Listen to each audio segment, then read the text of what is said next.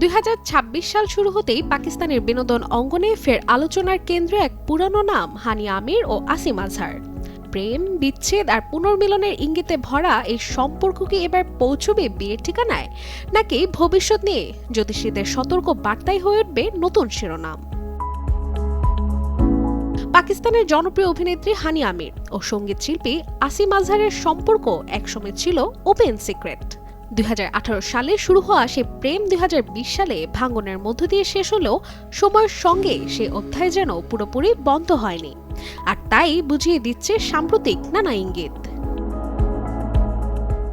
সম্প্রতি আসিম আজহারের বাগদান ভেঙে যাওয়ার পর থেকেই হানিয়া আসিমের পুনর্মিলনের গুঞ্জন আবারও জোরালো হয়।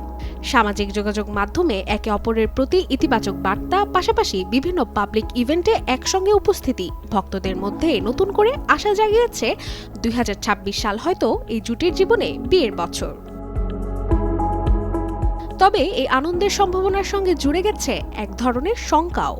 জনপ্রিয় টিভি শো রাইজ অ্যান্ড শাইনে নাদিয়া খানের অনুষ্ঠানে জ্যোতিষী সামিয়া খান হানিয়া আমিরের রাশিফল বিশ্লেষণ করেছেন সতর্ক। তার মতে 2026 সালে বিয়ে করলে সম্পর্কের ভাঙনের আশঙ্কা রয়েছে। তিনি মনে করেন এই সময় হানিয়ার ক্যারিয়ারের প্রতি মনোযোগ দেওয়া বেশি গুরুত্বপূর্ণ, কারণ ব্যক্তিগত জীবনের টানাপোড়েন তার মানসিক অবস্থার উপর প্রভাব ফেলতে পারে। এর আগেও তিনি হানিয়ার সম্পর্কে ভাঙনের পূর্বাভাস দিয়েছিলেন, যা পরে সত্যি হয়েছিল। তার ভাষ্য অনুযায়ী হানিয়া বর্তমানে নতুন এক সম্পর্কে রয়েছেন, যা চলতি বছরই বিবাহে গড়াতে পারে।